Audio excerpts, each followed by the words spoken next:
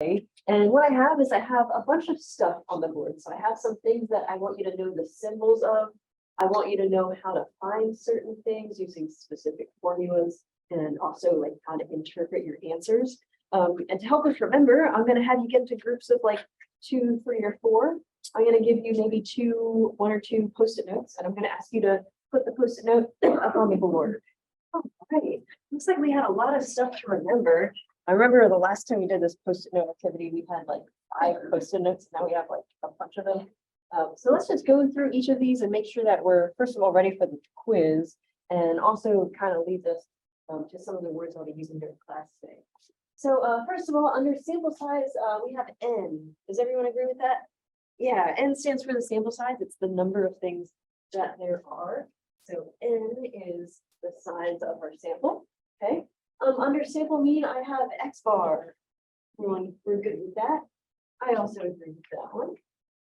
Sample standard deviation, I have S. Yeah, S stands for the sample standard deviation. Remember, S is like the easiest symbol that we use that we've used so far. Okay. Finally, we have our population mean for mu. Yep. Okay.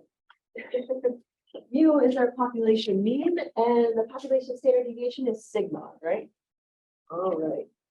So these are all the symbols that we are using throughout the semester, and it definitely is going to pop up throughout the rest of the class. All right, under confidence level, I have can be a percentage like 80% or 95. Sounds about right, right? The confidence level is the percentage that the question usually gives us.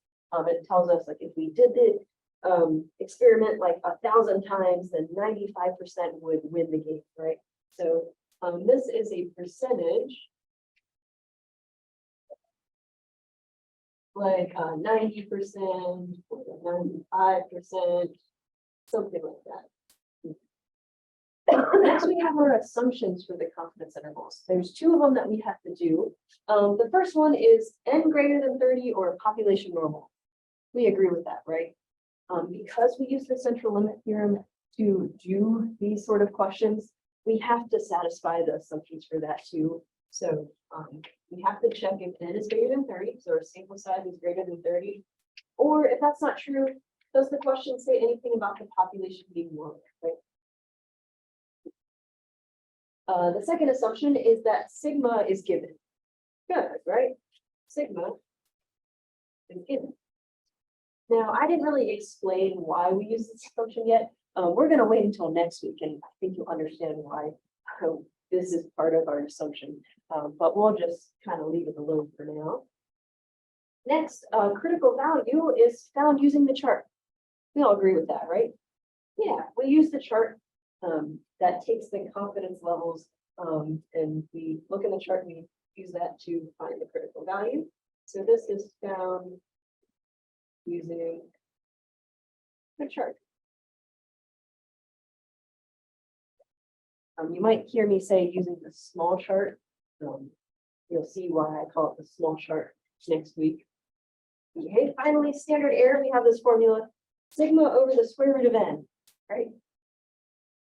Good.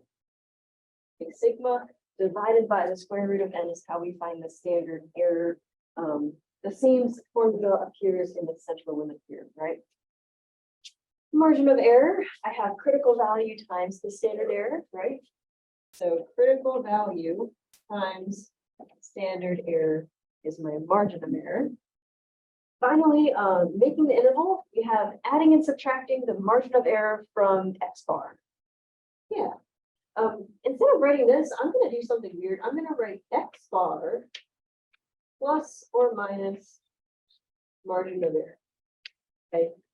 Is everyone familiar with plus or minus? Good. All this means is take X bar, add the margin of error, and then do X bar minus the margin of error. Okay. So that's what the plus or minus means. And then finally, this one has to be right because it's the last one, right? The conclusion is saying we are blank percent confident that either saying the population mean or mu is between the two numbers that you. Okay, now wording is very important with the conclusion. You have to say it in that specific way or else you're just communicating the wrong. All right. Any questions on confidence intervals? Lots of stuff to know how to do, but each of the steps individually aren't that bad. Just plugging things into formulas and things like that. Nice. You guys are really good at keeping things together. I used to lose my notes all the time when I was a student. So, all right. I respect that.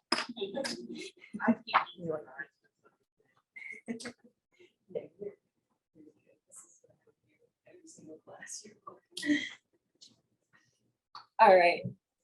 So we kind of reviewed everything that we went over so far. I don't know who keeps putting this chair down. Okay, there we go. We did a lot of review here. I think we understand what all the symbols mean. And then I think last class we ended off talking about the margin of error and how it relates to different things.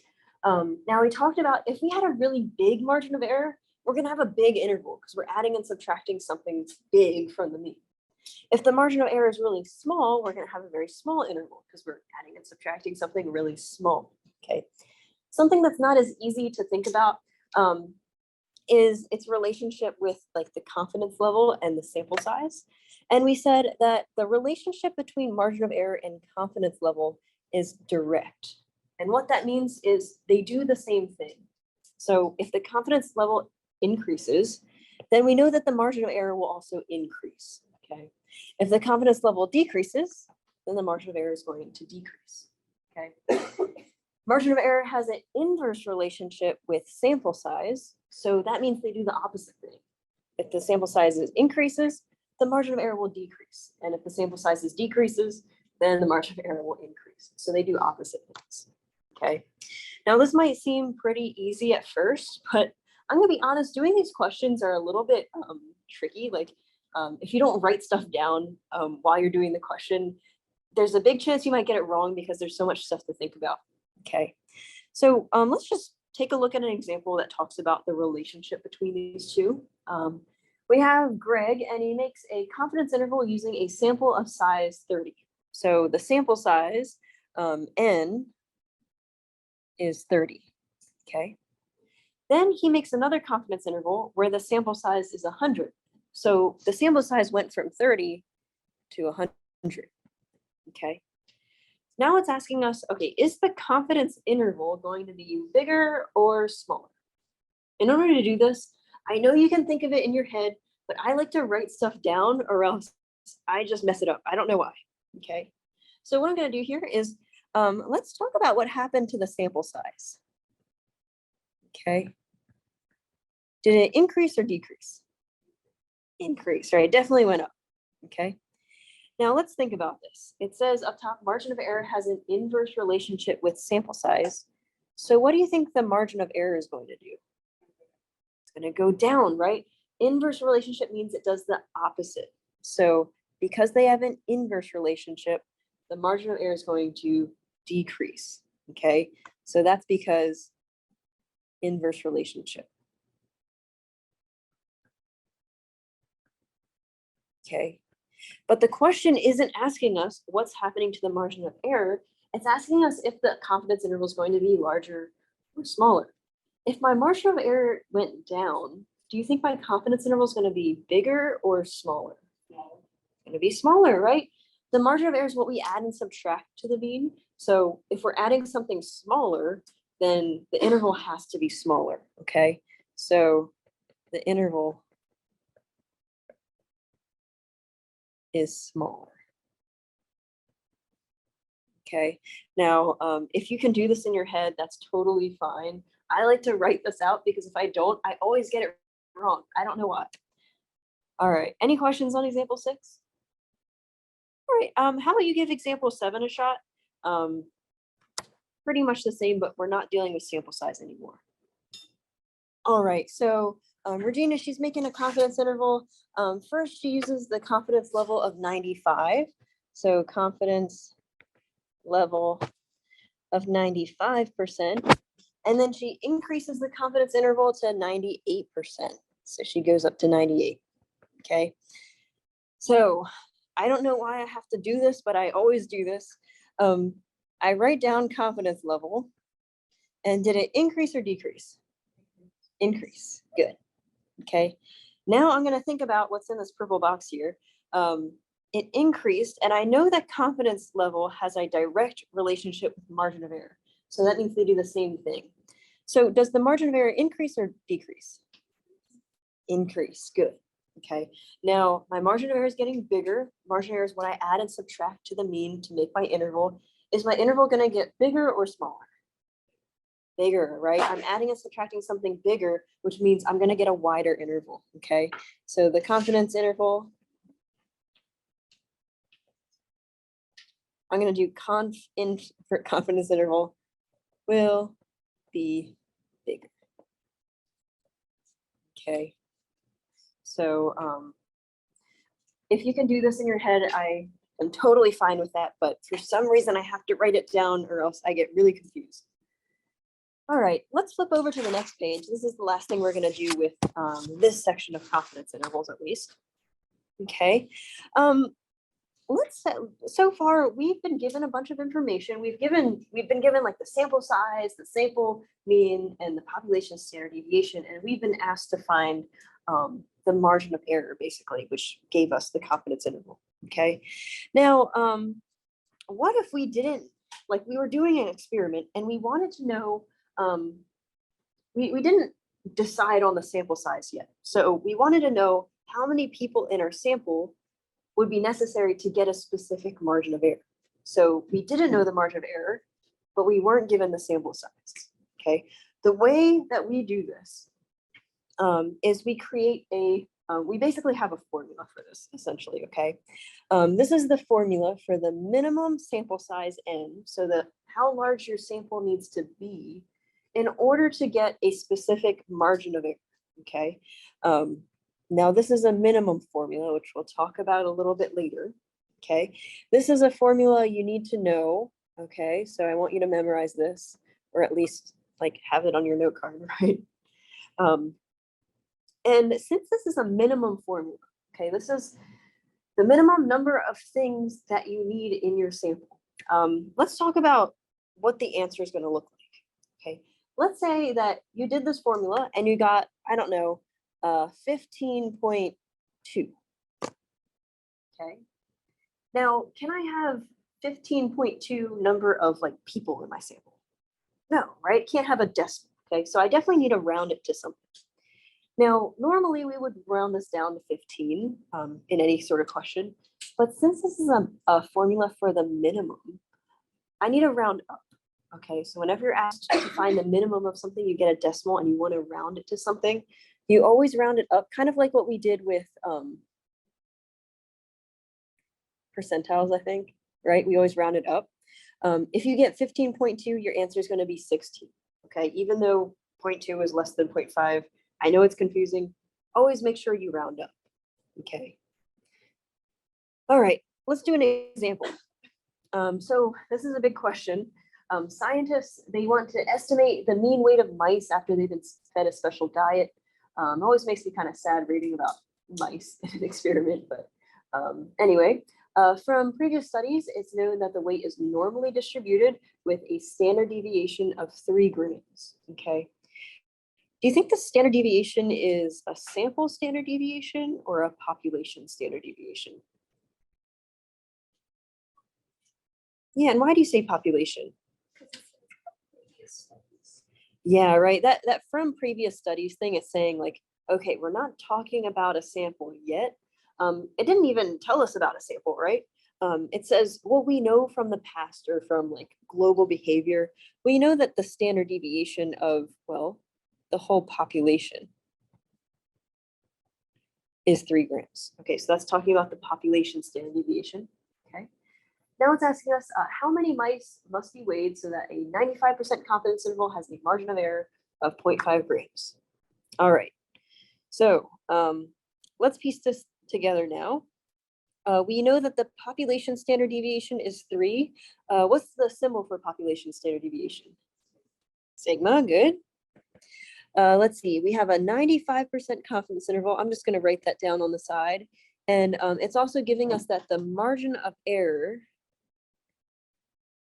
is 0.5 grams. Okay.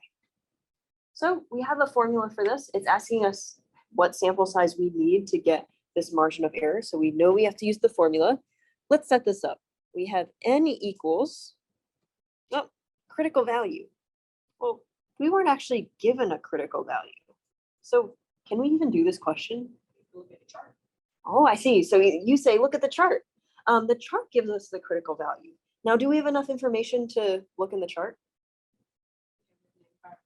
Yeah, 95% gives us the value in the chart. Okay, so can anyone take a look at their chart and tell me what the critical value is?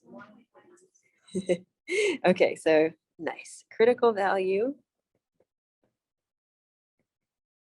is 1.960, and I used that from the chart. Okay, so I took my chart, I found 95%, and I figured out that the number is 1.960.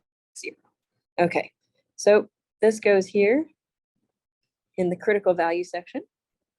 It says to multiply by sigma, which is 3, and divide by m. What do you think m stands for? Yeah, margin of error, right? So 0.5 goes on the bottom. Okay. Oh, and we have to square it, right? All right, so let's do this. In my calculator, I'm going to do the 1.960 times 3 first, and I got 5.88 over 0.5. When I do the division, 5.88 divided by 0.5, I get 11.76. And then I have to square the 11.76, which gives me 138.298. Is that my final answer? What do I have to do to it? To round it up to the next number. Am I rounding it to 138 or 139? 139, right? We're rounding up to the next number, which means we need to go up to 139. All right, so we need 139 mice to get this margin of error of 0.5.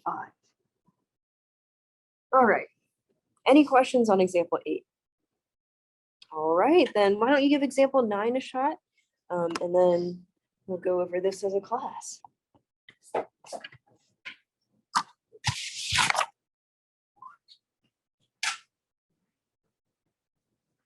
All right, let's come up to the front here. I know some of you are still working, but I saw some good work as I've been walking around. Taking a look at this question, it says, people would like to know the average length of roosters in Canada. I don't think people want to know the average length of roosters in Canada, but that's okay. That's just my opinion. We already know that the length of roosters is normally distributed, blah, blah, blah, has a population standard deviation of 6. We want to know how many roosters should be in our sample. So what does n need to be so that a 50% confidence interval has a margin of error of 0.8? Jessica did a great job of writing up her answer. Do you kind of want to take us through your steps? Well, I plugged everything in, so I plugged in the critical value Mhm. times sigma, Mhm. which is 6 over the margin of error, and in parentheses squared. And then I did the top part of the equation and then just set it up again. Mhm. And then I did the fraction, Mhm. and then I got 5.055, and I squared that and rounded it up to 26. Perfect job. Nice job there. Any questions on example 9?